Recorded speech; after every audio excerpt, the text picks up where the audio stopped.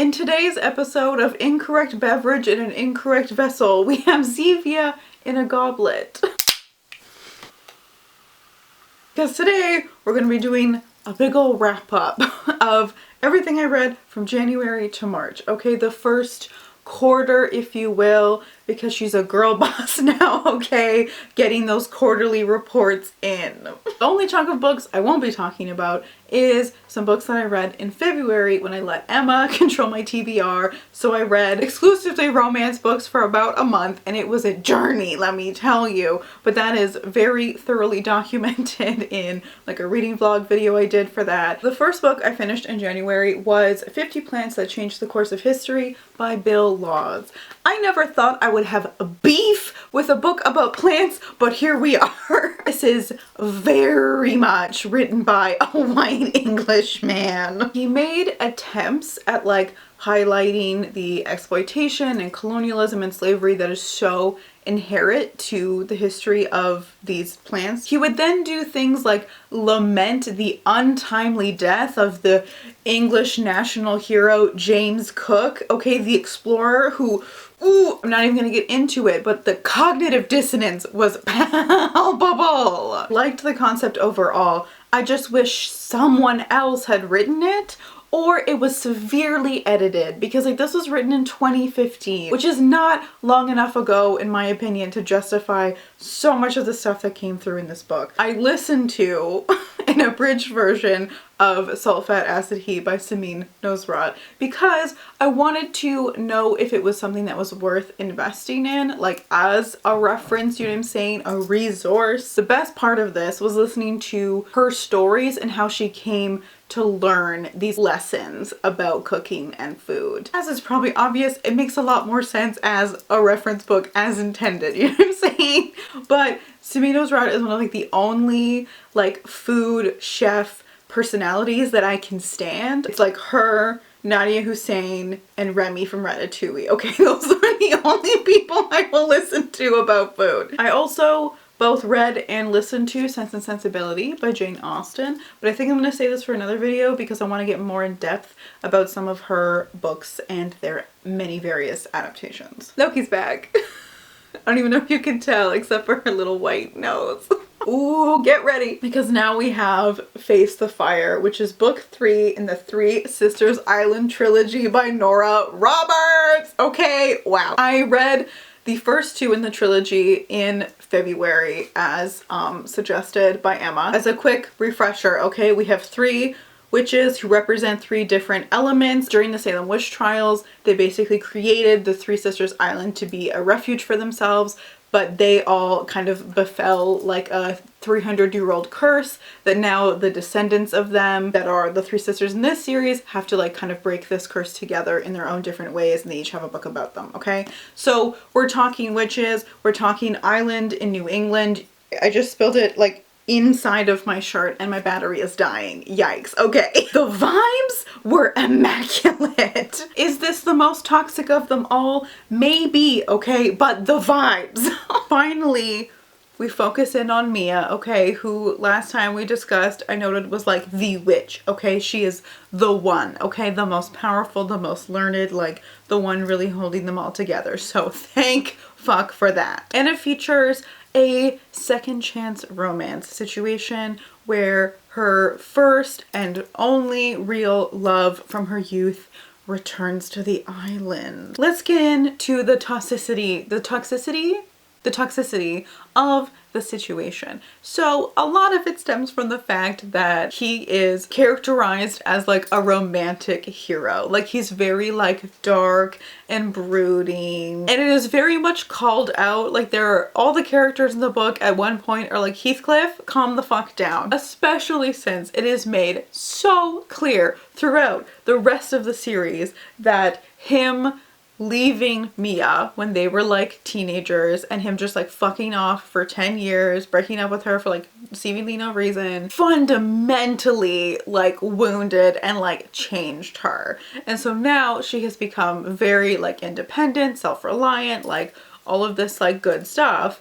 And then he just like inserts himself back into the picture as if it wasn't that big of a deal, and is like, come back. The fucking audacity. Like, oh, and the fact that I had to read it from his perspective, like, again, I must say, fuck this guy.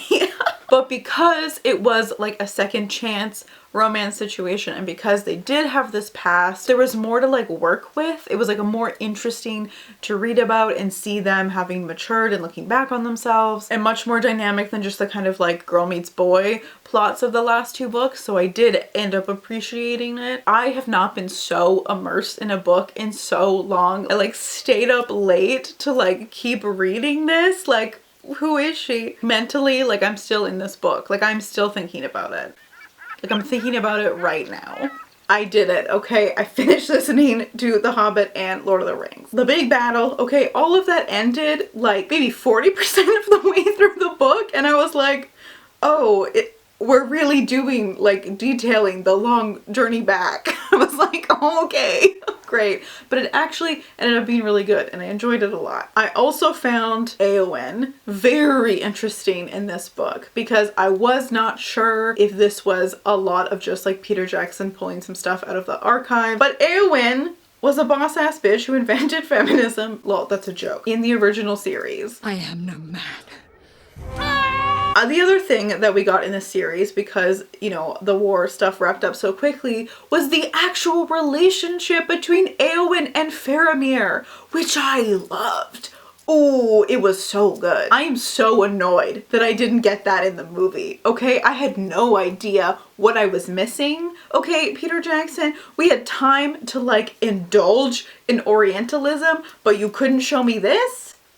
Another part of like ending the battle where it did and focusing on the aftermath of like the huge like war moment was focusing on like the actual like rebuilding and reconstruction, and like the hobbits returning and needing to like throw down because like the territory was like seized by someone who took advantage of like the instability in Middle Earth. Like, what? Then we have Greek myths, Meet the Heroes, Gods, and Monsters of Ancient Greece, which was written by BookTube's own Jean Menzies and illustrated by Katie Ponder, which is just absolutely gorgeous and stunning, which I think is necessary to point out because it is such a huge part of what makes this book so special. I love the art style, and there's so many like variations in skin tone, which I really appreciated, and is like actually accurate to ancient Greece at the Victorians, you know what I'm saying? And it's something that, although I appreciate now, I would have absolutely loved when I was younger. And something I found really interesting about it too, especially when reading the myths, was thinking about how, as an author who is like very aware of the gender dynamics of ancient Greek mythology and how it is so deeply embedded in things like rape culture, how to write that in a book for children. And it's something that like, it's not a criticism at all of Jean. It was just something that struck me as something that would be difficult in terms of like how to navigate that. Then we have the Virago Book of Witches, which was edited by Shakura Hussein, which is absolutely stunning. Hi, hello. I have this like displayed on my shelf, mostly because I can't actually find a place to put it in the shelf, but you know what I'm saying? It worked out. This is a collection of fairy tales and folk tales from all over the world that relate to witches and witchcraft. I did really enjoy this in terms of like my bedtime reading. I forgot how wild fairy tales are. When I struggled slightly with this book, it just seemed like she had this perspective that like everything flowed from Greek mythology as like the center, you know what I'm saying? Again, very Victorian kind of interpretation of how we see the ancient world, which I was like, okay. Then we have Empire of Wild by Cherie Dimaline. Absolutely love the cover of this book. This book is about Joan, whose husband Victor has been missing for about a year, until one day she stumbles across this group of like traveling evangelicals, and then she sees her husband as like the main pastor who does not recognize her at all, and ties very deeply into the Rougarou, which is a huge part of Métis culture. Not to get all like high school English, okay, but I did really love just her use of like simile and metaphor and just the imagery that her writing evoked, and the way that it discussed like how religion Métis culture and history, settler colonialism, land use, resource extraction, like how of those all came together in the story, I thought was so brilliant. I also absolutely loved how she wrote the relationship between Joan and Victor, in that it was very realistic, but it was still very tender in a way that wasn't like precious, but it was also very like passionate and crass. The only issue I had with this book is the use of sexual violence. There is an instance pretty early on in the story where there is a very graphic description of a sexual event, I guess, that's not technically like unconsensual, but it's written from the perspective of the man. To me, it came across as like sexually violent because he's so misogynistic and just awful. And the only purpose that served was to establish that he was the villain of the story. Then we have the next installment of my saga with Beowulf.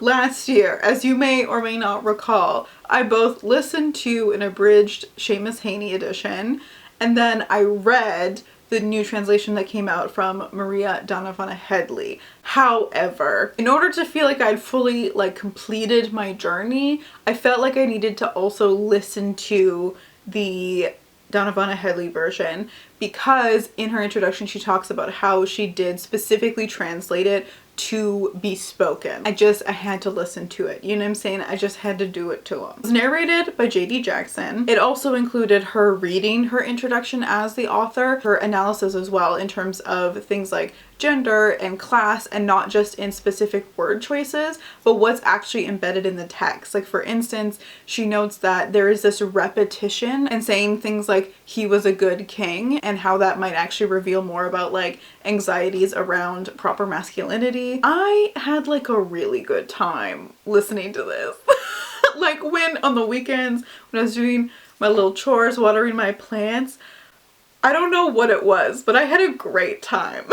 I don't fully know what to make of that. I then read Night Sky with Exit Wounds by Ocean Vuong, which is his poetry collection that came out before the novel On Earth We're Briefly Gorgeous. Whenever I see like Ocean's like clips from interviews and stuff circulating, his writing is just like so beautiful that I just like wanted to know. Tackles a lot of the same themes in terms of talking about war, immigration, family violence, and the nation, and how those are all interconnected. Also drawing from Greek myths. I did have some favorite poems like Notebook Fragments. I loved the structure of that one. Ode to Masturbation, which is one I first encountered actually in the work of Billy Ray Belcourt. I've talked about this recently on a video I did on poetry, but I kind of liked it as much as I can like most poetry collections. Something else I read that I think is technically considered poetry is Ask Baba Yaga, Otherworldly Advice for Everyday Troubles, which is written by Tasia Kedeskai. But this book is written as like an advice column to Baba Yaga, who from my understanding is kind of like a witchy fairy tale folklore figure from the Russian area. That was big. The author, through the voice of Baba Yaga, provides these very like cynical, absurd, yet oddly soothing advice. And I took some pictures of some of the ones I really liked to like give you a taste of how these read. There's one where the question that the person who was writing in, she's asking like how does she keep pursuing bonding without getting involved in all the kind of pettiness of this friend group. And Baba Yaga's response is, each animal is a ravenous little wound. All such wounds together make for a dirty, swollen crowd, and it is becoming of you to want to move beyond the mess of it. Oh, the Zevia burps. Then we have Hood Feminism, Notes from the Women That a Movement Forgot by Miki Kendall. So this book is mostly about intersectionality and solidarity, and how these are what's needed in order for the mainstream feminist movement to actually reach everybody. And she's also writing about how issues like housing, poverty, gun violence, like how all of these things that don't come up in the mainstream feminist movement as being feminist issues are inherently feminist issues. Some of the main themes that come up in almost all of the different chapters, one is the dangers of respectability politics. She gets at it in a way that I didn't realize, like the layers and levels of damage that it can do, so that was something I really appreciated. Also, something she emphasizes is the need for conflict in the feminist movements. which I think is so important. There were two chapters that I particularly enjoyed. One was on the fetishization of fierce, which is really digging into the stereotype of the like quote angry black woman. And even though I knew like what that was and why that happened, she discusses it in a way that links it to things like carceral feminism, which I was like, oh my goodness, I would have never made that connection before. The other chapter, which in my opinion is the best chapter of this book and is worth checking this book out just to read that chapter if that's all you want to read, in my opinion, and that is her chapter on reproductive justice. I thought it was so brilliant in terms of how she brought it into the framework of disability rights and also bringing together like legacies of colonialism and slavery and eugenics, as well as trans healthcare, in a way that I haven't seen like all of these things brought together in one piece. Also coming a lot from her own experience. So it's a really like grounded text in that way. And she's also talking a lot about how all of these kind of theoretical things relate specifically to different policies in a way that is really, really helpful. And because she is talking from like lived experience, like when she does talk about things like intimate partner violence and that kind of stuff, she does go into it a little bit. Like it's not like graphic or really visceral, but like it's definitely descriptive to some degree. I think that this is a book that everyone, particularly white people, can learn from, but I think it's also really great for yourself or anyone you know who kind of knows what white feminism is but doesn't really know what the antidote to that is, or like how to change or address that, or like